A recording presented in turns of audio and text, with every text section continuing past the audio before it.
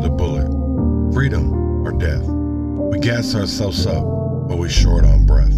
Talking about we eating, but who we really cooking. Dreaming about greens, but ain't nobody looking. No land, no acres, no seeds in the ground. When the hunger hits, who's gonna be around? We starving every day, and it just ain't the food. Feeding the hood garbage, got 'em acting a fool. We flossing with rides, stunting with chains, but these bars we spitting just bring more pain. We guilty as hell, preaching all these lies, selling debt to the kids, and we acting surprised. We commercialize the pain, broadcast the grief, tell the youth to hustle, but hide the beef. We glorify the trap, invite them to the flames, just like Reagan brought the crack on planes. Back in the 80s when the streets got soaked, my people, my brothers, all got choked. Reagan said no trades, but we know the deal. He left us in the dirt, man, that shit was real. I was just a shorty watching it unfold, old enough to see how we got sold. War on drugs, but it was war on us. Cops on our necks, no love, no trust. They labeled us thugs, beasts on the block, made us kiss the pavement while they cleaned our clock. Prison became business thanks to Reagan's game. Free labor is the truth in America's name. Slavery's dead, man. That's just a word. Read the 13th Amendment, it's still absurd. They lock us in cages, serving time for life. Double digits for wisdom, cutting sharp like a knife. I'm here to say, the chains in the air, it's time we break free, start showing we care. No more flexing for nothing, no more selling out. It's time to rise up. Time to... Good morning, good morning, good morning, good morning, good morning, good morning, good morning, good morning. This morning I'm going to be talking about fraud, fear, and the forgotten voices. I will say this, today is Wednesday, and it's already been a busy ass week in Minnesota, not only just on the local levels, but also the federal level. So, but before we get into all that today, I'm going to get into Louis Blaze, Stick Talk, and I'll be right back right after this.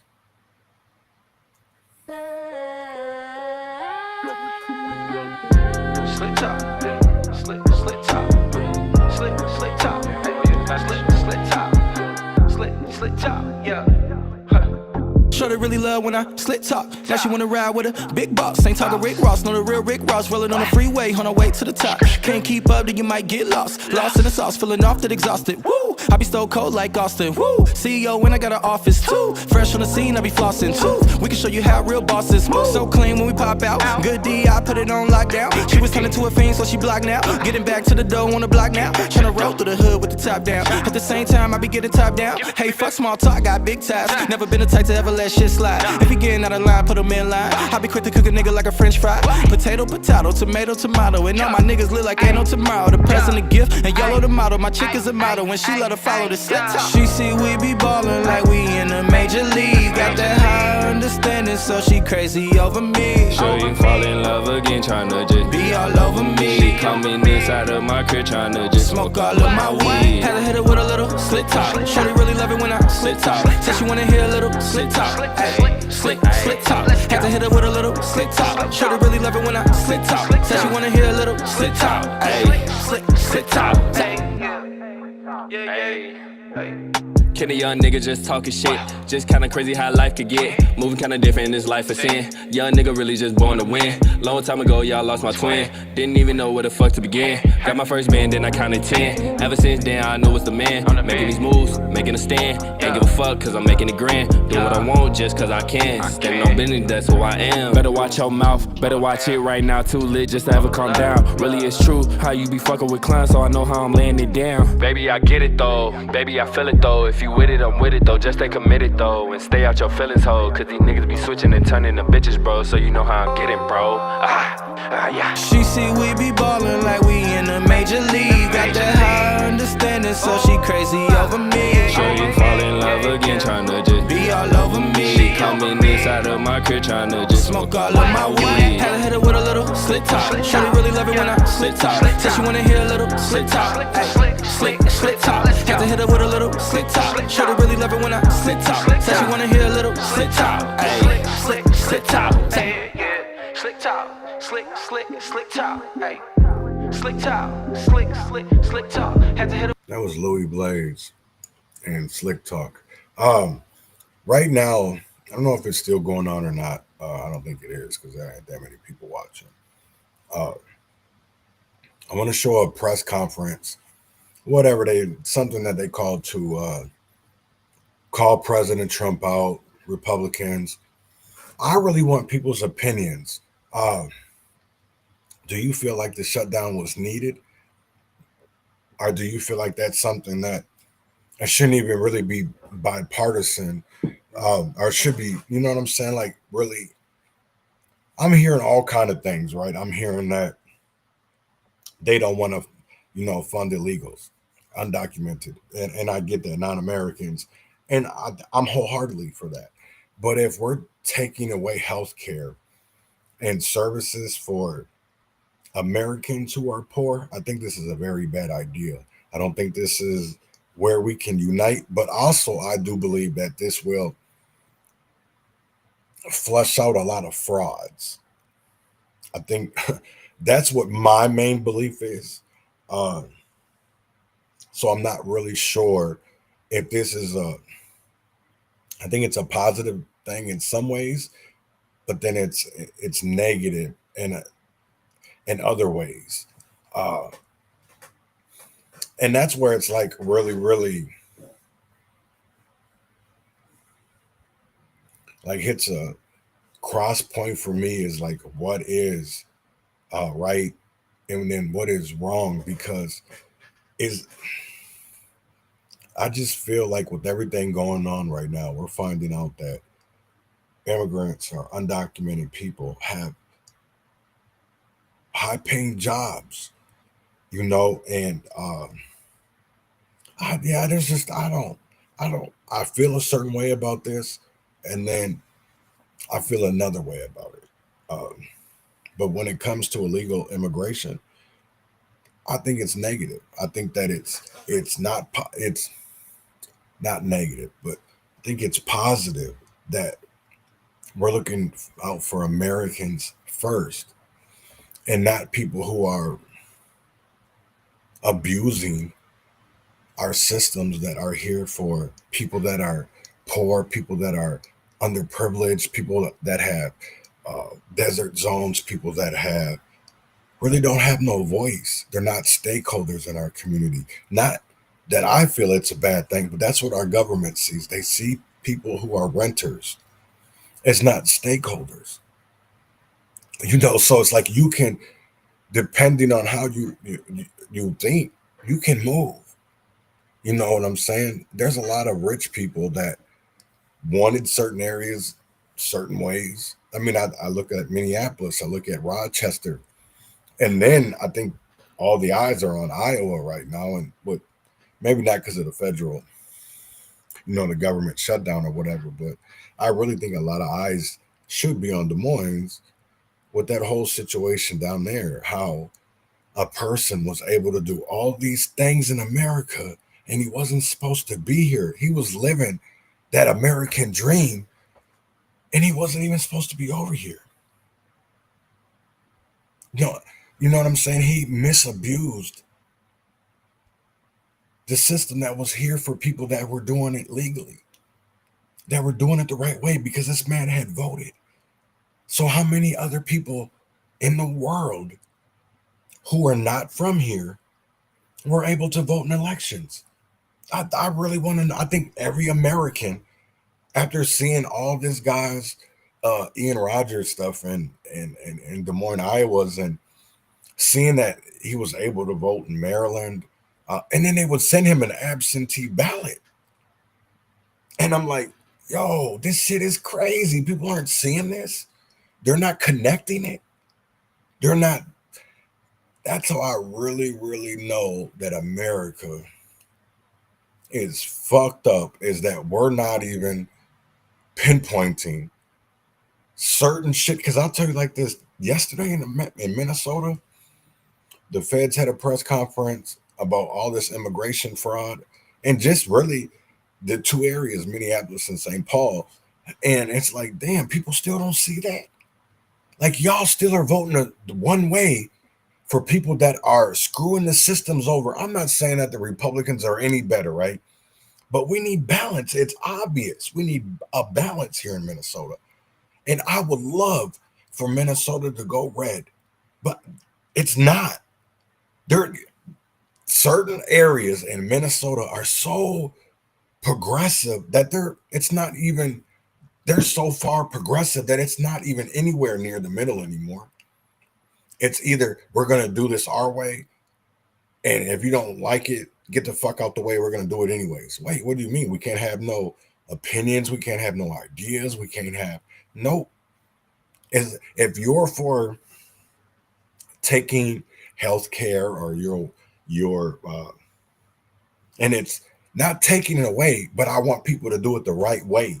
And that's what I really hate is when people tell me, oh, you're homophobic, you're transphobic, you're, you know, no, I'm not none of that. I don't have nothing against who you are as a person. You should be who you want to be, but I shouldn't be having to have it forced down my throat or have it forced down kids' throat in elementary schools and middle schools when we're seeing things that when it comes down to basic arithmetic or basic reading, they're not anywhere near. They're illiterate. And that's what our scores are. And I see a lot of teachers in my community, especially in the schools, that, oh, you don't need to take this testing because it doesn't do anything. Well, what do you mean? Why are you telling the kids that? And like, that's why I really have a hard issue because when I was in school, I never missed out on those statewide tests. I wasn't allowed to. You know, even if you missed, they would still make you try to. If you had like an excuse to be gone for that day, you still had to take the shit. So I don't get it. Or I do. I think I do understand it now is because we have that no child left behind. So now, in their eyes, I really feel like it doesn't matter to them as long as we're able to push them on. And you're not giving kids education. You're not making sure they can read or they can do basic math when you're just making sure that you're pushing them out instead of actually teaching them something. You know, I'm sure there's a lot of kids in Minnesota and in America that actually do want to learn and get better and become better people. But then there's a lot of kids and some adults as well that would rather be taken care of than have to sit here and be self-sufficient. And that's why I have a lot of problems with this self-appropriate, I mean, you know, direct appropriations and all those things because I don't feel like it should be that way. It should be totally, totally, totally different. Uh yeah, it's like it's taught people to look for a handout then instead of actually just doing it yourselves anymore. And I just can't. I really don't. Can't get past that shit. But here is that what they were doing this morning is trying to get back on the. I don't know how much is actually left, so I'm just gonna start it and then we'll just see. Thanks, everybody, for coming today. Definitely appreciate you being here, raising our voices. Let me tell you, I was in Congress for 12 years, and I got familiar with a term known as reconciliation. And that means it's a special rule where you basically can pass a bill, a funding bill with just a simple majority. So the big ugly bill, one big ugly bill that just passed last summer, which did things like cut tax credits for the Affordable Care Act, imposed devastating Medicaid cuts and eligibility, and also reduced other costs as well. This particular bill that did these things this summer and gave massive tax breaks to the richest people in our country, the top 10th of 1%, they did that on a reconciliation. All they needed is a simple majority to get that through. Now, here we are in October, and we're at the 11th hour. We're past the 11th hour. We're at 12:05 now. And Needs 60. Senate needs 60 people to pass the bill. So what actually happened is Donald Trump used the reconciliation to pass an ugly bill, and now is trying to, I don't know, pass it, get a rubber stamp to extend it into the future. This is wrong. It's unfair. It obviously will impose devastating cuts. And what I really hope is that it wakes people up to what's going on in our nation right now. That when Donald Trump was inaugurated and had those billionaires sitting right behind him, that he was sending a signal to everybody in the United States is that is who he was going to rule in favor of. This bill that he passed this summer shows it. And the moment we're in right now, when Americans and Minnesotans are facing devastating cuts to their health care, shows it even clearer. We know what they're doing. The question is, how are we going to respond? And I hope what we do is we lift up our voices and we say no. We demand, we insist that we fund health care, the Affordable Care Act subsidy, and also the Medicaid cuts be restored. And that Republicans come back to the table and that we pass a bill that has some level of compassion and concern for the most vulnerable people. So defend the Affordable Care Act, stop the illegal and unfair cuts to funding health care programs, and restore clinical public health research dollars. And let's do it right away. Thank you. Thank you. Thank you, Attorney General. And I think now we'll turn to questions from the press. Mr. Attorney General, you've used the courts to fight back. Sure have. On any of this, and will you? Well, let me tell you, we absolutely, we've filed nearly 40 cases so far to hold the federal government accountable. And because we filed those cases, we've returned literally billions of dollars back to Minnesota that were going to be cut off. But we are limited by the rules. And when Congress passes a law, that presents a challenge for someone like me, because in the past, and what I generally do is I say the president has exceeded his authority by making decisions which Congress has already made in violation of those decisions. So Congress makes funding decisions, and the president comes back and says, no, we're not doing that. That gives me the basis of a lawsuit. Now I have standing because he's violated the law. But it was Congress that passed the big ugly bill. And so right now, we need Congress to step up and negotiate fairly and in good faith to restore these Medicaid cuts and these Affordable Care Act eligibility rules. So we will be there where we have standing to do so, but we don't have standing on every single thing. And this shutdown is something that we can't sue our way out of. Congress has to come back and deal with it. Do you have any standing on some of the union rights of permanent Yes. jobs, and will you file suit on that? Well, absolutely. Let me tell you, we are very concerned about how the president has impacted labor relations, and we have filed amicus briefs and direct lawsuits on these matters. But again, when you're talking about congressional action and what he wants to do to take advantage of a shutdown to lay off workers, we will absolutely explore our legal remedies here. But again, I'm going to say, Congress has to step up to the plate and negotiate.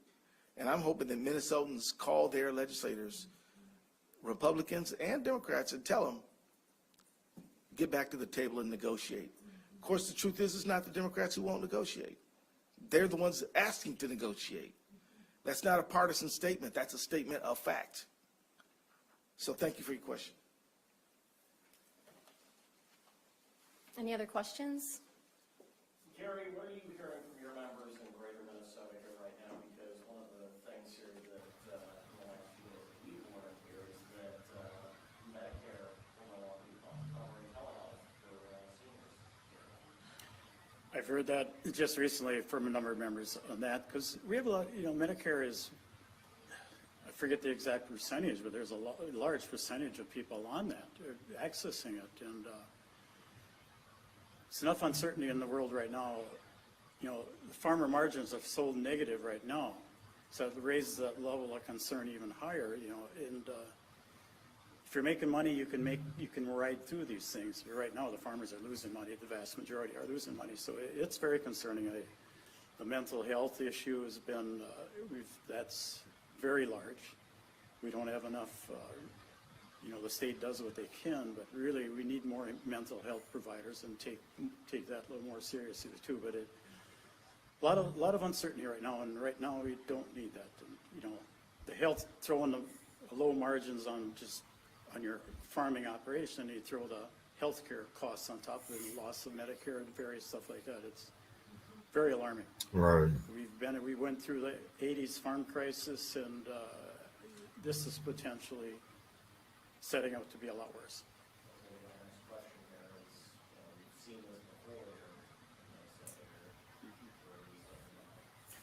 The concern I hear for those of us that have lived through the 80s, this is potentially going to be a lot worse.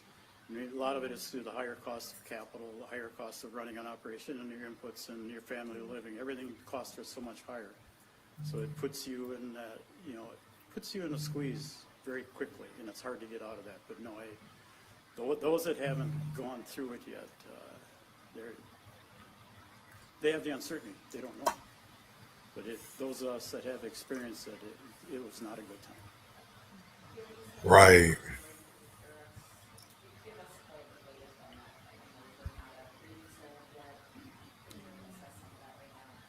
Yeah, obviously the soybeans is the one that gets the most attention, because China is the #1 buyer of soybeans in the world, and they still have not bought not a bean yet from the United States. When the president, in his first term, when he started the trade war, at that time, the United States was the largest exporter of soybeans to China. We are not anymore. Brazil is. We've lost that. We lost a good percentage of that market, and it's encouraged Brazil to. And China has been investing in infrastructure in Brazil, so they're putting more acres in the ground. Those acres aren't disappearing. Just recently, the president gave the $20 billion to Argentina. The next day, Argentina sold a number of shiploads of soybeans to China. I guess if we have money to give Argentina, I think we have money to take care of our own. And, you know, and my fear is, you know, this is a bigger issue. The use of tariffs. I think we all can agree targeted tariffs have their place, but just a blanket tariff across the world, basically, all the countries, that is causing long-term damage. And that is my concern, is even if the government rolls out a payment to the farmers, which they need, there's no doubt. But there's other sectors of our economy that need that too. And that doesn't, the destroying, the damage he's doing to our long-term trading relationships, those markets aren't coming back. We need the markets back, and the longer this goes on, they make references to doing these trade frameworks, but there's no details. In some of the frameworks, I think it was Taiwan, as Secretary Rollins made the comment that made these big sales to Taiwan. All that's sales that are already on the books.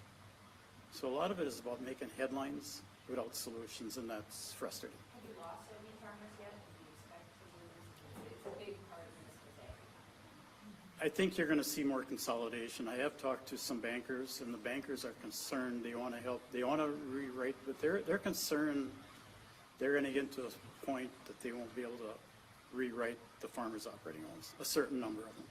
So, yeah, this is going to, there's a few that probably won't make it. And that's, directly as a result of the, farming has always been a challenge.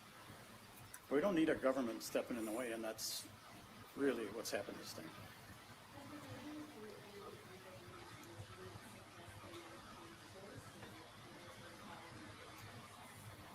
They're all in on the tariffs. You keep hearing, now they're talking about taking money out of the tariff revenue to pay to the farmers. And the countries are getting rich, according to the president's terms, but farmers aren't getting rich. Even if, and like I said earlier, even if we get a payment, it doesn't replace what we're losing. And that's long-term damage. The reconciliation bill had some improvements to the commodity title, which, the farmers liked, and it helped a certain amount of farmers, but the cuts in the long-term damage is going to come back and bite them. That's all the time that we have this morning. Thank you, members of the press. Thank you to all of our. That's interesting because I think it's so much bigger than that, than just what you're hearing, because you're hearing a partisan. You're not hearing a bipartisan. You're not seeing Republicans. So you're only hearing one side of it. You're not hearing both. And I honestly do believe that is the problem here in Minnesota, because Democrats are just bringing up people that they want to hear from. Republicans only bring up people that we want to hear from. So do Democrats. So why aren't we trying to hear from people who are everyday people, not people that these people pick? Because I'm sure there's a lot of stories out here in these streets and these communities that are really, really not anywhere Democrat or anywhere Republican. They're more conservative. They're more, and it's really, I don't even know why I call it conservative, because it's family values. You know, that's what we should really go back to. It shouldn't really be going back to conservative or progressive. It was family. That's what we had growing up. It was family values. It was people looking out for each other. I always thought at first when I got into this that even when because I seen the other videos, I seen Brian Quinones, you know, riding around and what happened to him. But that ain't nothing against Brian, or that I don't stand up for him, because I do. And I do believe that was wrong or why he died. Uh, but that didn't get me off the couch, or that didn't get me off the streets like George Floyd did. You know, and a lot of people, well, you brought him up as a hero. No, his situation, what happened, police misconduct, that runs rampant in Minneapolis. I don't care if somebody from Duluth can't understand, or they say that's not happening, or that's not the way that it was, because that's the way that it happens. And you don't have that skin color. You know, and that's the one thing that really pisses me off, even when it comes down to these policies, when it comes down to especially a lot of these progressive. And that's what I'm even about to talk to about next, is like there's so much going on in Minnesota right now uh, that people should really, really be paying attention, because even the Title IX investigation that happened, that they announced yesterday from the White House, it's got to have people like, whoa, because what they're basically saying is that they're allowing boys to play in girls' sports. Um, and especially when it comes to trans. Uh, I noticed in this, they didn't say trans men or trans women. They just put trans. So I think that is kind of a good metaphor, because you're not just talking about one set of genders, you're talking about both. So that's what I thought was kind of, because everybody knows, or maybe they don't, about Champlin Park and how they won the softball championship last spring.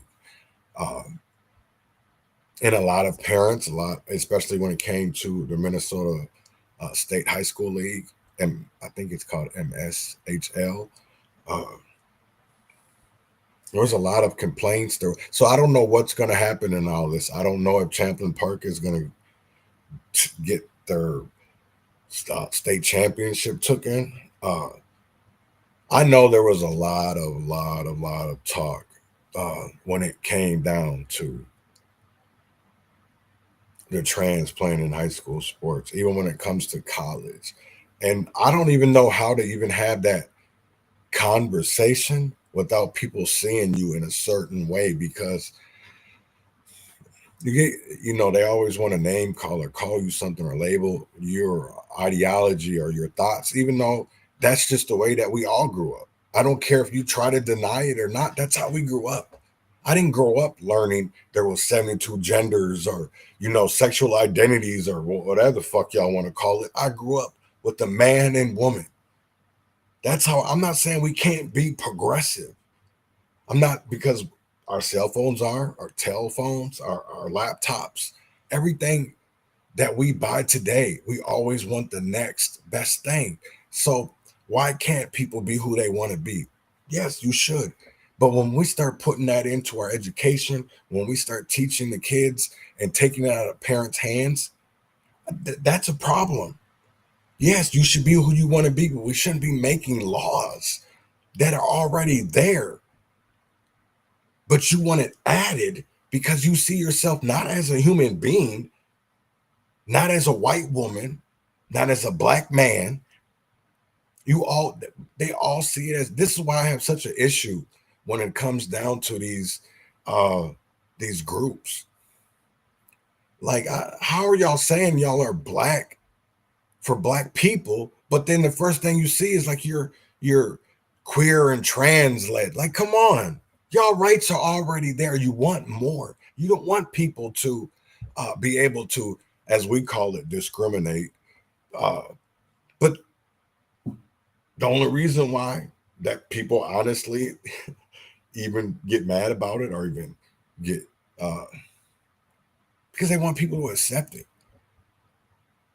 And I don't know if that is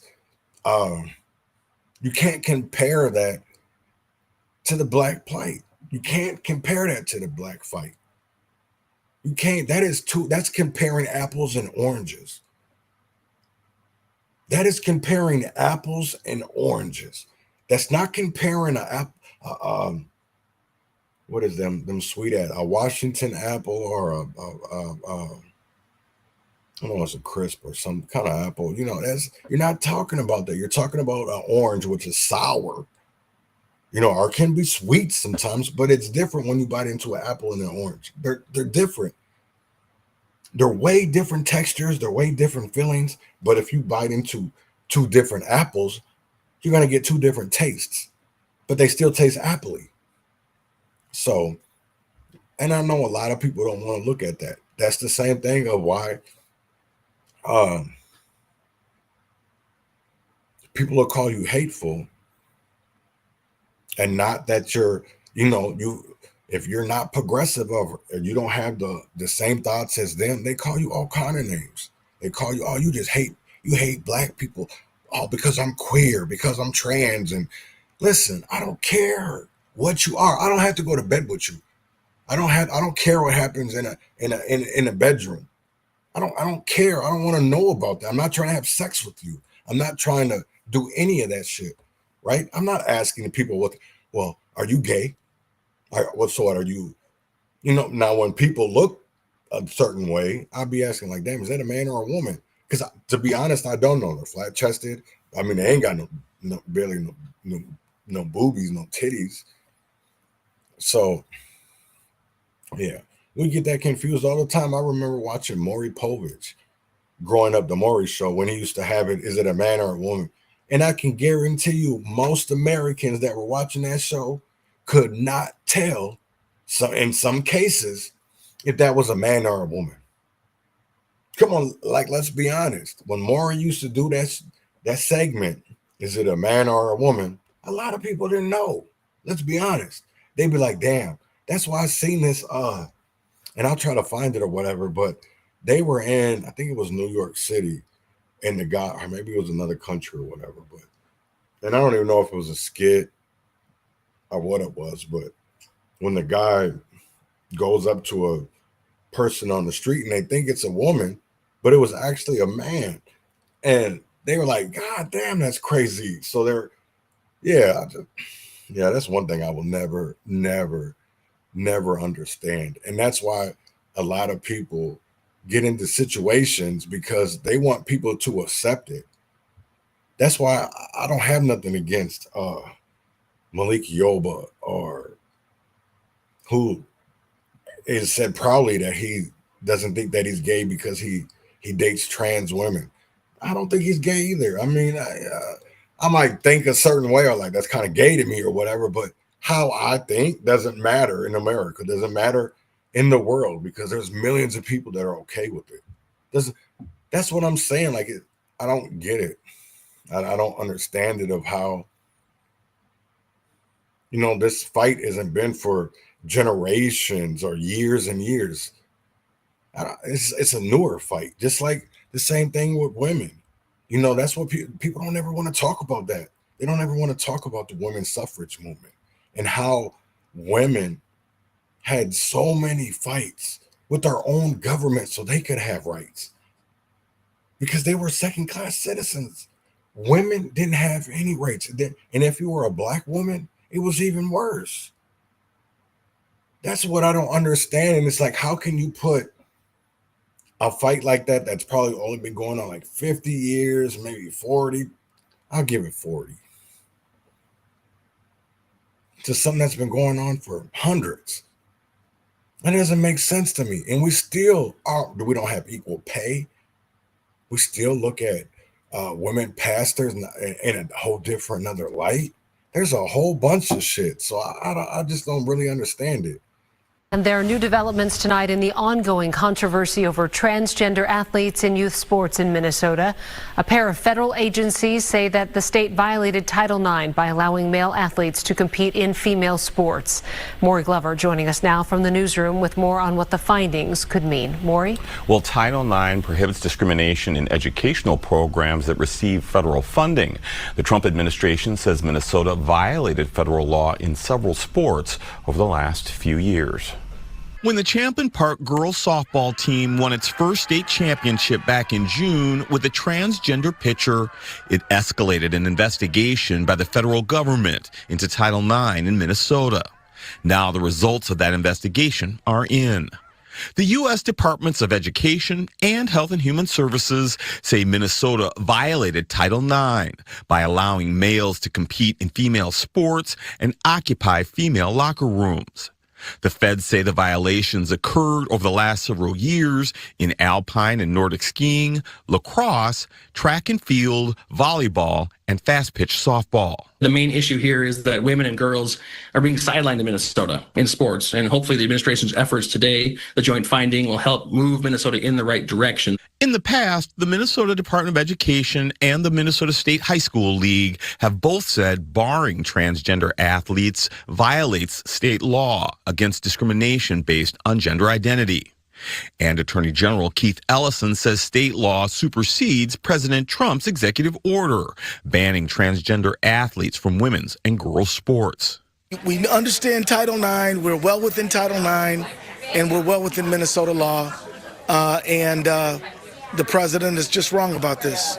The administration says the state has 10 days to comply with the resolution agreement that includes restoring to female athletes all records and titles misappropriated by male athletes competing in female categories or risk losing federal funding.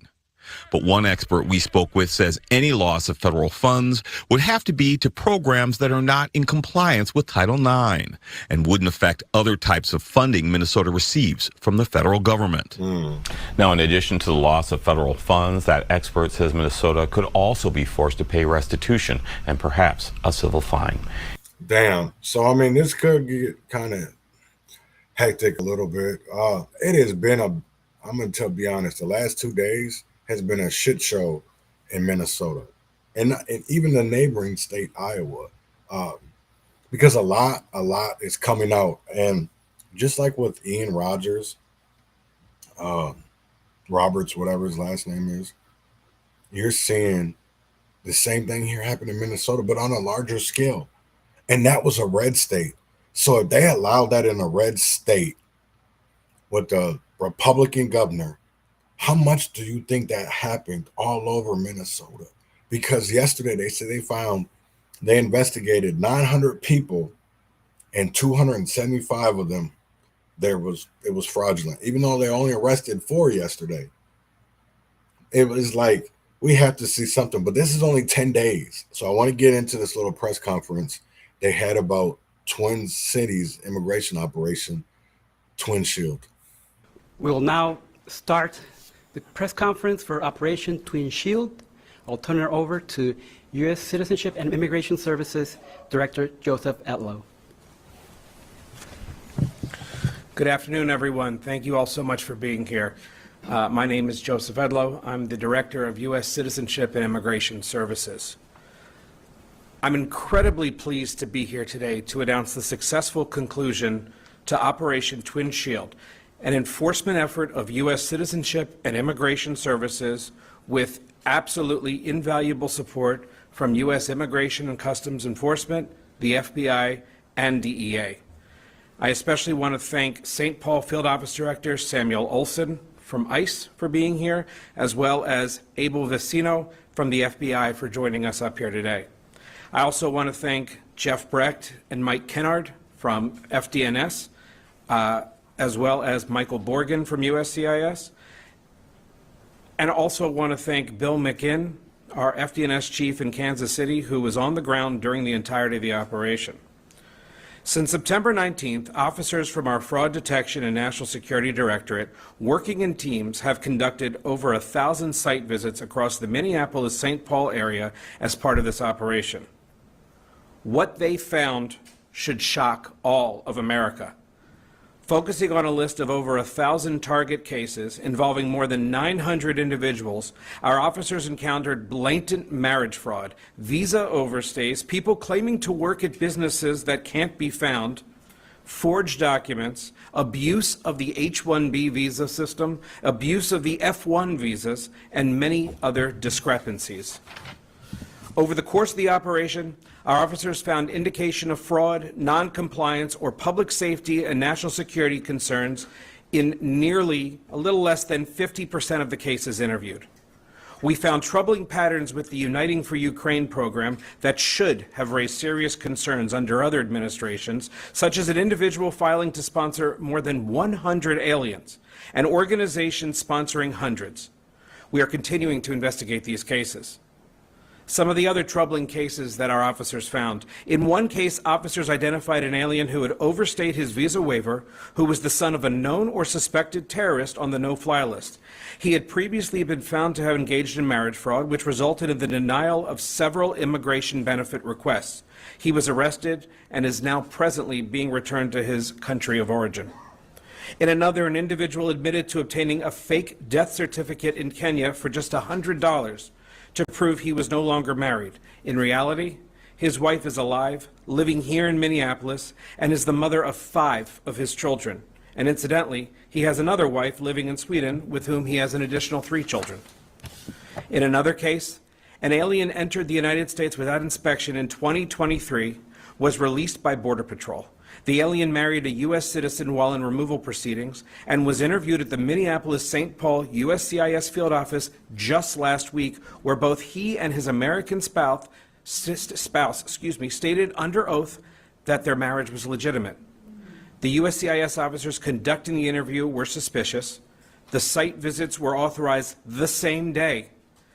The American spouse ultimately that afternoon admitted the marriage was fraudulent and entered into solely for immigration purposes and withdrew her petition for that alien. This type of same-day action for interview, from interview to site visit has really never happened before. And I am incredibly impressed and thankful to the diligent work of the agents who made that happen for the first time, but not for the last time. And finally, I wanted to note, in one case, an alien engaged in marriage fraud by taking advantage of an elderly U.S. citizen spouse, including threats and severe neglect. The American spouse was able to divorce the alien with the help of her family and caregivers, but the family still lives in fear of retaliation from the alien over the failed marriage fraud scam. These are not victimless crimes. Every case of fraud we uncover damages our national security, undermines the integrity of our immigration system, and as I just gave you an example, has real consequences. I want the American people to know that we are declaring war on immigration fraud. We will continue to pursue those who seek to abuse our immigration system using every tool at our disposal. This operation, Twin Shield, is just the first phase of what we are looking at. The critical information gathered, the fraud patterns uncovered, will help us to combat fraud at the next level. We now begin the process of analyzing, cross-checking, reviewing cases using these results. These investigations will help us determine the next steps in many cases. We will be looking at grants of immigration benefits already given. We will be looking at other patterns, and we will be re-examining benefits to determine whether rescission, revocation is appropriate in any of these cases. Additionally, I would say right now that if you seek to commit immigration fraud in this country, you will find yourself meeting with our officers at USCIS. You will meet officers within our federal partners at ICE, CBP, FBI, DEA, whoever is working with us. And you will find yourself not only without benefits, but you will find yourself prosecuted. We will continue to tirelessly work with the U.S. Attorney's Office here in Minnesota, as well as in every other jurisdiction, to make sure that these cases are treated as they should be, and that aliens, attorneys, preparers, others who engage in immigration fraud are properly punished. I also want to touch briefly on the reception our officers received in the field.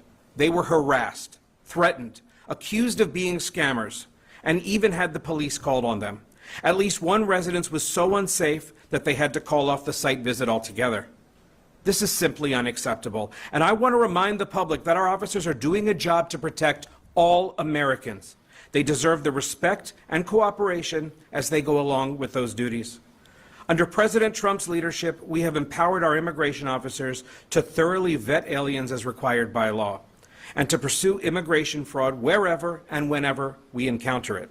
Secretary Noem has also recently delegated certain law enforcement authorities to me at USCIS that will allow this agency to establish a cadre of criminal investigators to increase the department's ability to fully investigate and ensure prosecutions of the very types of immigration fraud that this operation uncovered. As we work to undo the neglect of the Biden administration, we will continue to launch operations like this across the country. Operation Twin Shield was a major enforcement operation, and we will be bringing many more efforts like this to cities across the country.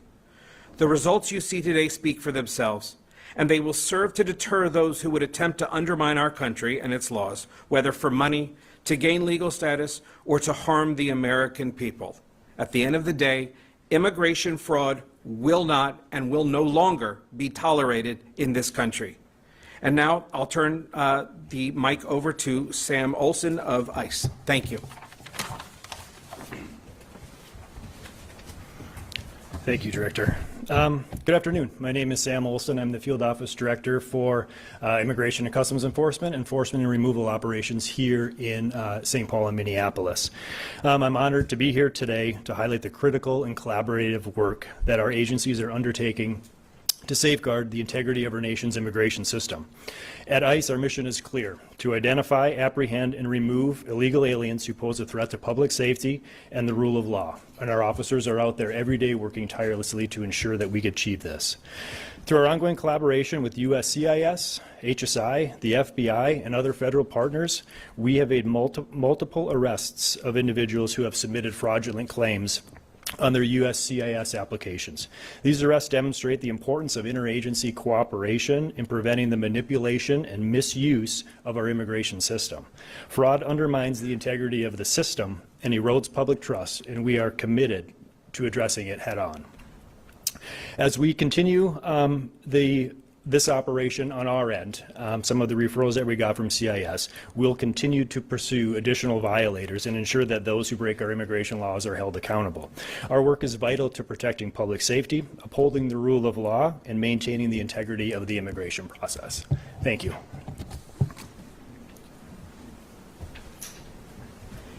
Thank you, Mr. Olson. At this time, we'll take your questions. Lou Bergoose from KARE 11 News.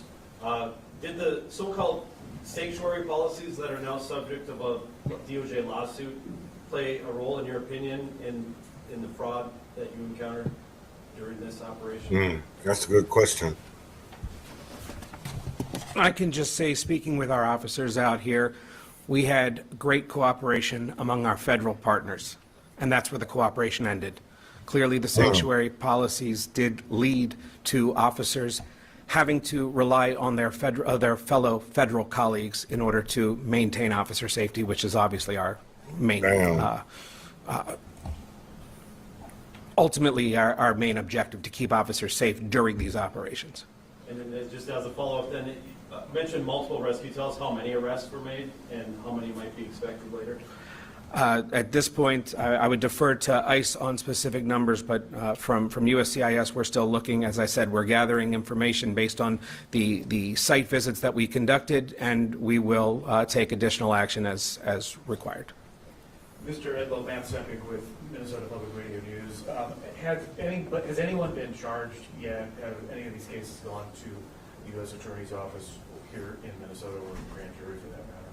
Again, this is a new operation that's just ending now. We're still in the phase of gathering everything, working along with our federal partners at ICE, especially HSI, as we make the arrangements to determine who is going to be charged and for what.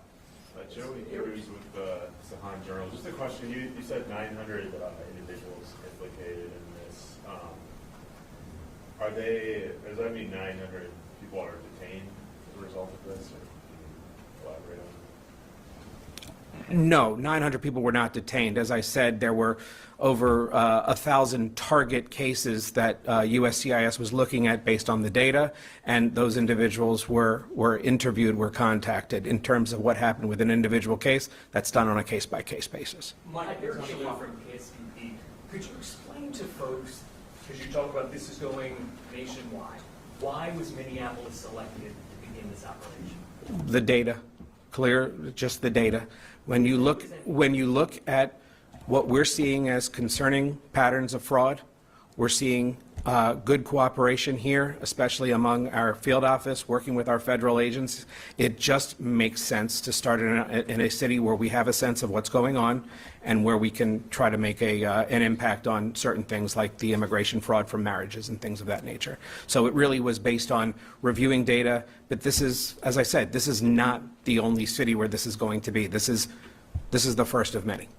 Mike Manzoni, Fox 9, you mentioned that some of this should have been caught earlier in previous administrations. What wasn't being done, in your view, that should have been done in previous years? Well, you're aware of the CHNV, the parole programs that the previous administration was involved in, bringing people in. People here were allowed to sponsor individuals to come in from certain countries. As I said, we found organizations here that were involved in sponsoring many individuals. They did not know necessarily the individuals they were sponsoring. They were doing almost a blanket sponsorship. That is fraud. That's something that should have been caught. It's something that I know the previous administration was aware of how the sponsorships were happening, and no action was taken. I'm glad to see that we're taking action. And when a couple of these phrases, just to kind of spell out what you're seeing. So when you say marriage fraud, what does that mean? Does that mean like a U.S. citizen is getting married to somebody for the purposes of... I'm going to turn that over to our FDNS experts who can explain it probably in better terms. Yeah, so the INA, the Immigration Nationality Act, allows people to petition for family members. What it doesn't allow is for you to petition for someone where you don't have a bona fide marriage, right? So you've entered into a marriage solely for the purpose of circumventing the immigration law. That would be the marriage fraud. And then Jeff Brecht. The phrase site visit, does that just mean like almost like doing a search warrant or like... No, I mean, these are administrative, right? They submit information and we go out and we verify the information. And so that's something that they expected to happen? Or? Yeah, when they petition, they sign the back of the form that says they consent to that. Okay. How far back do these marriages go? And the examples of marriage fraud that you found, can you say like, was the marriage conducted several years ago, or you know? Well, in many regards, it's a lengthy process, right? I don't have the data on how old these were. I mean, some of them may have been within the past half year. Some of them may have been a year and a half old. I don't have the data for you on that one. Can someone comment on, you said this just wrapped up, this operation. When did it start and how long was it? Yeah, the operation started on September 19th. Can you speak at all about the country of origin of the folks that you've been investigating? You mentioned Ukraine. Well, I mentioned United for Ukraine, but it runs the gamut. This was not targeted at any individual country or person. This was only at the data of what we saw as concerning cases involving fraud. Listen, at the end of the day, this is what the government should be doing. We have a responsibility to keep this system legitimate. And when you see what has been uncovered by these diligent officers over the past 2 weeks, less than 2 week period, that's only the tip of the iceberg to what we're actually dealing with when it comes to immigration fraud. That ultimately is, in my opinion, the same thing as a threat to our national security, a threat to public safety, and something that we've got to take seriously.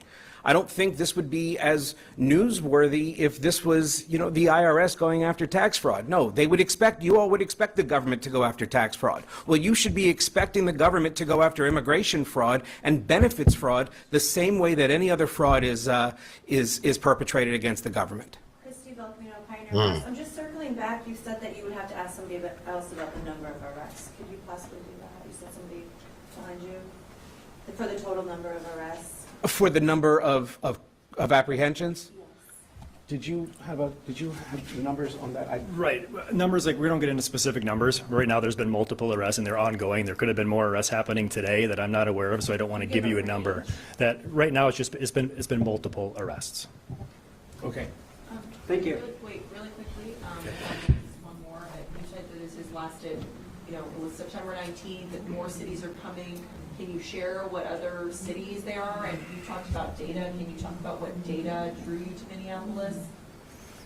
Again, looking at the petitions that we have available to us, the way that our officers that have been working in this arena for many, many years look at the various petitions, applications that have been filed, we look for patterns. We look for fraudulent patterns that we then want to target for the site visits, as our fraud detection national security individuals just explained. Ultimately, I'm not going to speak as to what cities may be next for operations of this side, but I would say any city should be prepared to be the next site for an operation of this magnitude. So there Thank are you. red flags in Minnesota. Is that kind of what you're saying by that? There's red flags everywhere, but based on the work, the cooperation, the work that we knew we could count on with our field office that has acted so incredibly here, not to mention the collaboration with our FBI partners, with ICE, we knew Minneapolis and St. Paul were a good place to start to get that coordination and to start addressing the red flags that we found. That's interesting because, it takes me to a story actually that is current in White Bear Lake that people should really be focused on. But I want to play something that I found funny. It's a little parody thing of Law and Order. They taking you to jail. They taking you to prison, where you'll be locked up. They taking you to jail. They taking you to prison, 'cause you're a criminal. You said that you didn't do it, and they couldn't prove it, but they got you on camera, taking tags off at the scanner.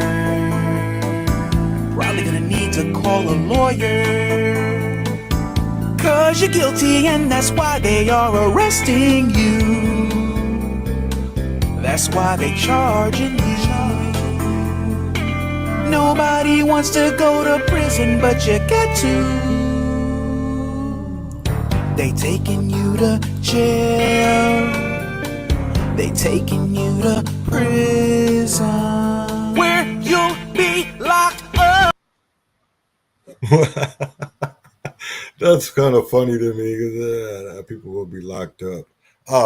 This is a case from White Bear Lake where a 22-year-old was pretending, cosplaying to be a 17-year-old who was an immigrant, was not born in this country. And it really trips me up, and it makes me wonder, do we really need to go through our systems and see if people here who have done it the right way? Because there's a lot of people who have done it the wrong way, and they should be really nervous, because I'm glad that we have the right administration that is starting to take it serious. If you're here you know, if you're here because of a fraudulent marriage, or if you, because we've all seen, what was that, Love, I don't even know what the fuck it is anymore, but one of Passport Bros and all that shit. Like, we're seeing all that reality TV that we watch, the bitches and white old ladies who were falling in love with Jamaican guys. It was the women too. It wasn't just, I mean, the men too as well. Black men, they were all just, you've seen a lot of marriage that I feel like that was fraudulent. Wasn't real, so they could become American citizens. I think the school needs to make some huge changes, and they need to apologize to us and make sure that we know that our kids are safe here. Our top story tonight, a 22-year-old man arrested after officials say he posed as a student at White Bear Lake High School. Thanks for joining us here on Fox 9 and Fox Local. I'm Kelsey Carlson. And I'm Randy Meyer. School officials say the man used fraudulent documents to enroll at White Bear Lake High School. That's where we find our Babs Santos this hour. Babs, I think many are wondering what the man's motives were for pretending to be a teenager. Any information on that tonight? Well, tonight several parents expressed to us their concerns and fears that this person was at the school to exploit young girls. And this evening, those concerns are being echoed in a letter from a state representative to the district superintendent, which goes as far as to call on the superintendent to resign. They just feel very unsafe, and they were really hurt by it. I think we'll be having some pretty tough conversations. This week, it's completely baffling and disgusting. Families at White Bear Lake High School are outraged. I cannot fathom that this happened. How did it happen? After learning a student enrolled here is actually 22 years old, an adult posing as a child. My first initial reaction, I wasn't quite sure what to think, because it's like, how does a 22-year-old get into school? It just doesn't seem real. Authorities say the alleged imposter used fraudulent documents and a false identity to gain admission into the school. People need to be aware that there is a predator, not only in our neighborhood, but at our children's school. Now, the suspect is in police custody and barred from district property after parents tipped off authorities. You never know who you're with, and why did this man have access to all these students? The news is extremely unsettling for families who tell Fox 9 the fake student was on the school's varsity football team. They're now demanding the school take steps to strengthen its enrollment screening process. Everybody is so afraid for our kids' safety. There is no explanation to how this man got into our schools. He was allowed in the locker room with the football players. He was allowed into activities with these kids. And it's just so many safeguards were missed on this. It's unexplainable to me how our kids were put in danger. In a message today, the district said in part, while enrolling this individual, we followed our enrollment process, which is as rigorous as state law allows. We are continuing to investigate the situation and are working closely with White Bear Lake Police. Live tonight in White Bear Lake. That's crazy how a 22-year-old could act like he was 17 and go to high school. That's wild to me. And I mean, a lot of people should really, really, really be mad, be concerned, because the same thing that was going on in Iowa, where people who shouldn't be here and being able to fraudulently do shit to our systems, I really think that it's fucked up. And we really, really, it's the same thing, because I was having this conversation to Ashley this morning about them. We're talking about the story of Appleton, because they're talking about opening that back up for ICE. And I said, what's crazy is how much those closures, even when it came to the oil towns in South Dakota and North Dakota, how those towns were not the same towns after the oil field shut down, or even like this prison, Appleton, because there is a lot of community members that want it. Like they said, there's pros and cons to this being here, but I think there's more pros than there is Tonight, cons. a community torn over a plan to reopen an Appleton prison to serve as an immigration detention center. Officials say the facility could triple immigrant detention capacity in Minnesota. Jennifer Hoff has the story. The sounds of harvest season. roll through Appleton. By the rivers of Babylon. Interrupted, though, by music We sat down. and a call to action. City officials should take a few steps back.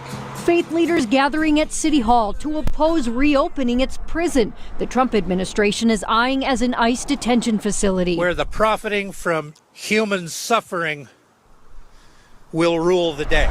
The Prairie Correctional Facility is the state's only private prison that closed in 2010 and can house up to 1,600 people, employing hundreds more. We had people coming to work from St. Cloud, from out to South Dakota. Julie, who wouldn't give her last name, says her husband worked there for nearly 2 decades, admitting its closure was detrimental. You don't even have to go downtown, just wherever in town, there is nothing. Clearly, there are people on both sides of this issue. Always has been. But I think there's more pros than there are cons. This is one of the ways, my friends, one of the ways that vulnerable communities, oppressed communities, are pitted against one another. There are signs this saga has communities split over the president's plan to double the number of beds across the country, getting a $45 million boost from Congress. They don't realize what impact this would be to Appleton. Where the wicked carry But can they hear what one another is saying? and require. What we are seeing is not compassionate.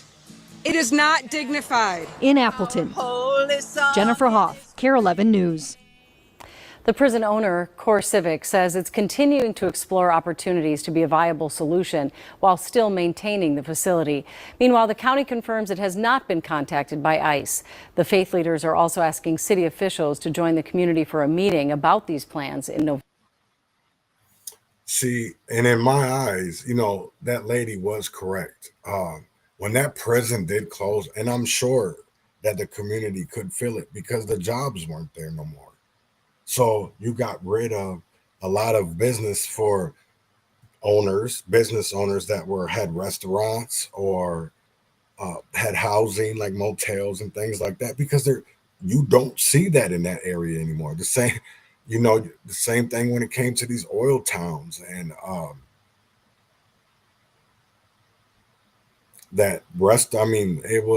you had restaurants.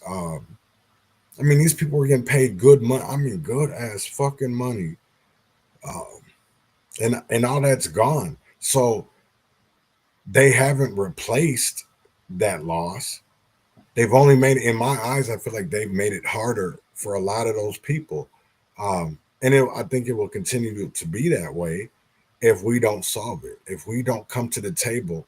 And I'm not just talking about the Republicans and the Democrats, because they have to come together and talk to the people. They have to come together so that the people can get out what they have, what they want. Because this isn't about corporations. And I know that's the whole thing. I know because today's been a lot about, immigrants or, things that are happening. But I really do feel like people who don't label themselves like the he, she's or the pronouns and all that. I think people actually look at them like, oh, they're hateful, or they're doing this and they're doing that. And it's like, wait, what? Hold on, y'all are taking people's rights away. You're taking a parent's right away to be a parent. If they don't agree with somebody feeding it to their kids about, different genders and gender fluidity, but they can't even do basic math, or they can't even do basic reading, we really do have a problem. Because we're indoctrinating them, not educating them. And I don't know why that is such a hard issue to sit there and have a conversation about, because it actually is happening. So why can't we talk about it? Because there's parents out here that don't agree with all that. The same thing that you're going to see when it came down to this Title IX stuff. But I think even with all the shit that is going on, I think people are starting to wake up and are noticing like, hey, we have a very large community out here that is here fraudulently. So the thing, I look back to Iowa, right? So I'm going to get into this because a lot is coming out about that Iowa superintendent, Ian Roberts. And especially how a person was he wasn't supposed to be here. He had already went through extradition court. extra, whatever they call it, the ICE. It lost and was supposed to, already be out of here, but then had another job as a superintendent.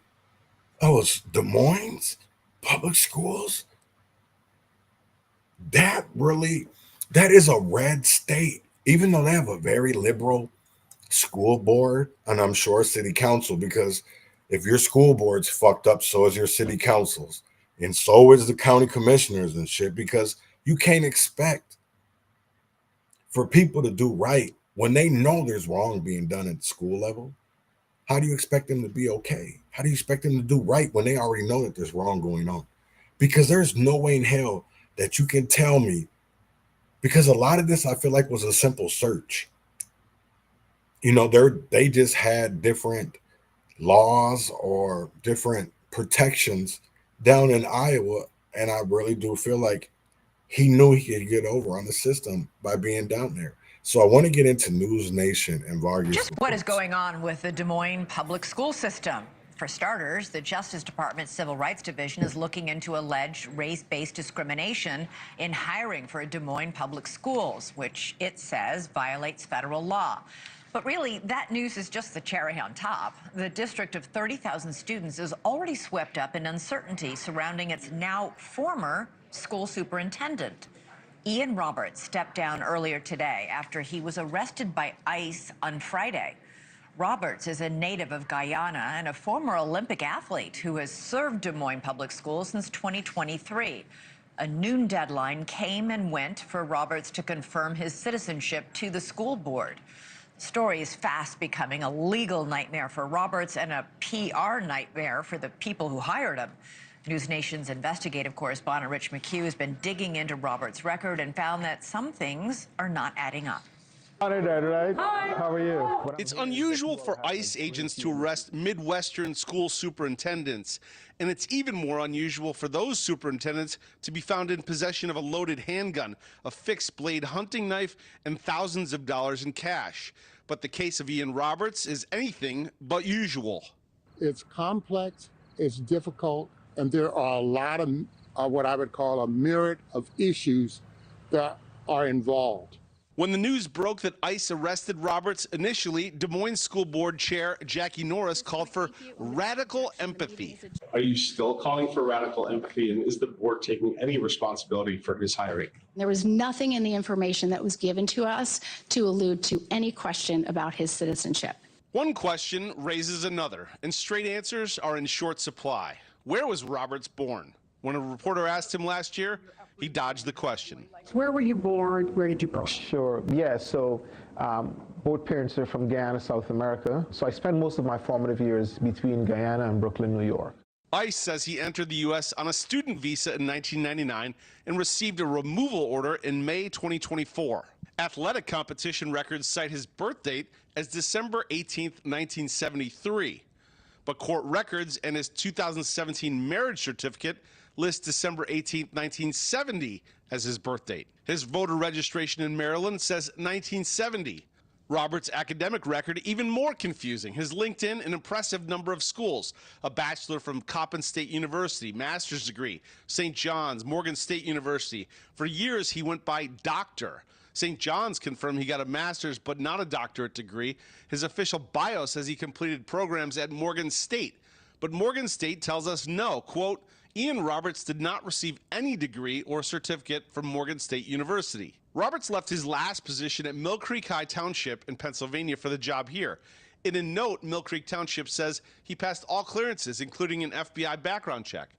But in 2020, at the time of his hiring in Mill Creek, the school board there raised questions about his background, according to minutes of their board meetings we obtained. Dr. Roberts lacked the educational certificate from his educational facilities that he obtained his doctorate. You referred to him as Dr. Roberts.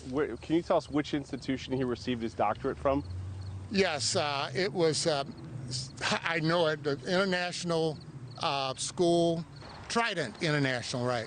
Trident International University, an online university. As many in the community rally around his case in solidarity, some parents with kids in the district have had enough. Even if you take, was he here legally or not, when he was stopped and then he took off and he fled, and then they found a loaded gun, a fixed blade knife, and $3,000 in cash in his car, that enough is, I'm done. That mom, Jen Cronin, says instead of radical empathy from the school board, she wants to see radical transparency and accountability. Ian Roberts, his attorney, says he's working to have his deportation order stayed and wants to reopen his immigration case. Elizabeth? Is he still there, Rich? Where is he tonight? It's unclear. We believe he is in a jail here in Des Moines, but even his attorney alluded to the fact that it's possible he is not. Okay, and super quick, we mentioned he was an Olympic athlete. Which country did he compete for? Guyana, South American country of Guyana. All right, so that would seem to clear up at least when he wouldn't answer where he was born. This is the strangest story, Rich. Keep on it and let us know what you find out. Thanks so much. Thank you for watching. That is a weird. I will say this, that the Des Moines, Iowa case is really fucking weird. Even when it comes down to White Bear Lake, we have so many people out here that are doing fraudulent ass shit, and we're just allowing it. And it's not just, I will say this, right? Because everybody, it's just Democrats. No, it's Republicans as well. Because if you look in these rural areas, right, there is a lot of conservative type people. They probably are progressive, but they're conservative. And the only reason why they allow this is because money talks and bullshit walks. You got to look at these, like Hormel in Austin. You have to look at the turkey plants.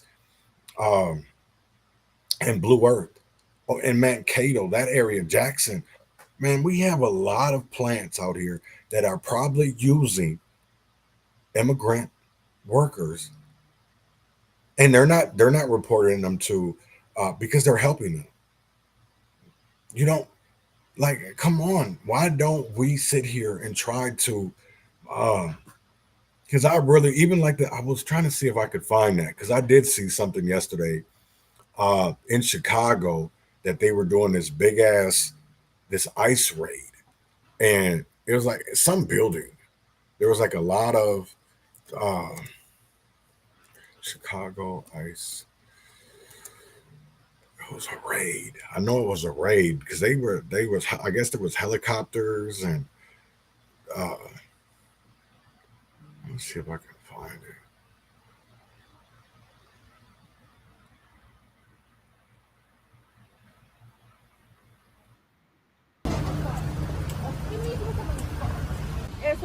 Oh, this is 6 days ago. I was trying to yesterday, supposedly they were in Chicago and ransacking this building. Okay, yep, here it is right here. The South Shore.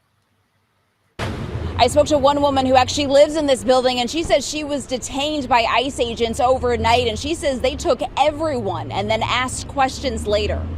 They just treated us like we were nothing. Patricia Fisher says she came out to the hallway of her apartment complex on the corner of 75th and South Shore Drive in her nightgown around 10 Monday night, only to find ICE agents yelling police. It was scary because I've never had a gun put in my face. They asked my name and my date of birth and asked me did I have any warrants, and I told them no, I didn't. She says she was then handcuffed and released around 3 a.m.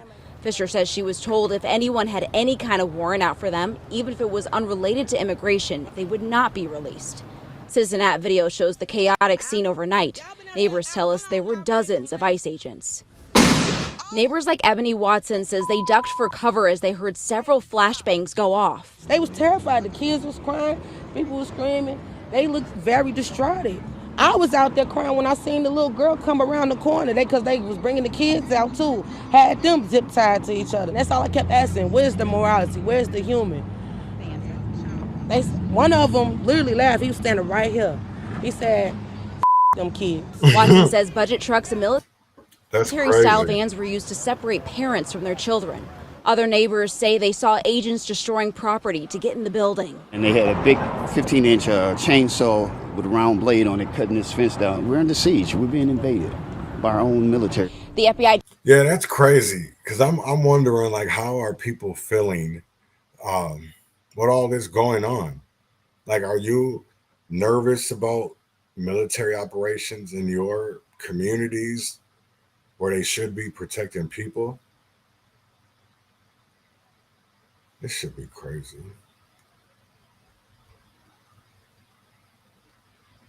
Wow.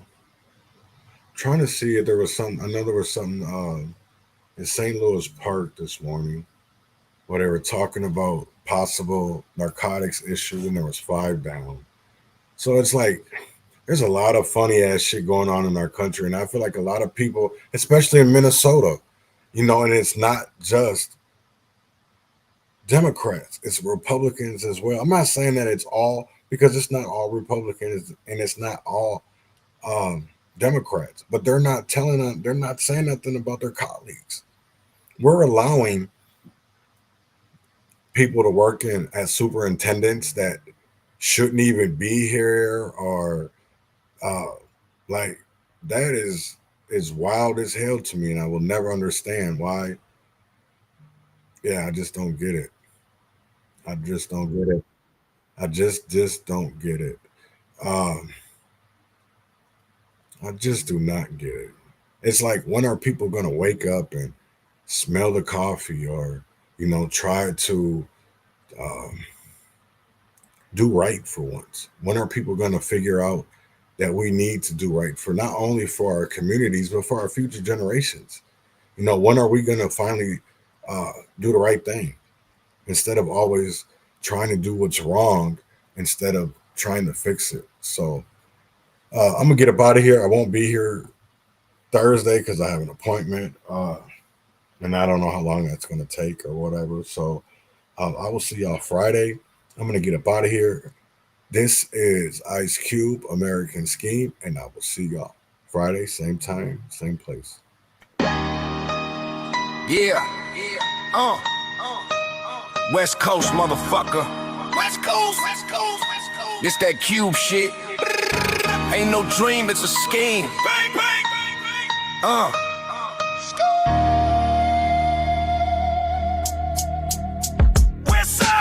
Came from the block where the hope gets smoked.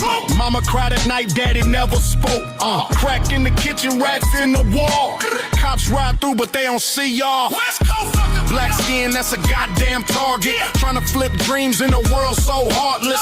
9 to 5, that's a goddamn joke. Minimum wage can't buy no hope. So I turn to the hustle, ice cold with the muscle. Fuck a dream, give me cream, I ain't here to cuddle. Uncle Sam want my tax, but won't fix the gutter. So I feed my fam with a pack and a cutter. Ain't no dream in the American scheme. Just a Glock, a block, and a dope fiend scream. We bleed red, white lies in between. Still I rise from the mud, fuck y'all limousine. Ain't no dream in the American scheme. Just a Glock, a block, and a dope fiend scream. We bleed red, white lies in between. Still I rise from the mud, fuck y'all limousine. Got a flag on my porch, but it don't mean shit. Hell no. Stars and Stripes never fed my clique. Grew up watching murder on Channel 5. Learned how to aim before I learned to drive. It's the land of the locked and loaded, where the pigs shoot first and your rights get folded. Fuck 12. College, now we learn in the street. Professor in the trap, got a PhD in heat. Food stamps, EBT, Section 8 dreams. Mama still praying while the kettle steam. They sell you the dream, then lock the door. Only way out is the liquor store. Ain't no dream in the American scheme. Just a Glock, a block, and a dope fiend scream.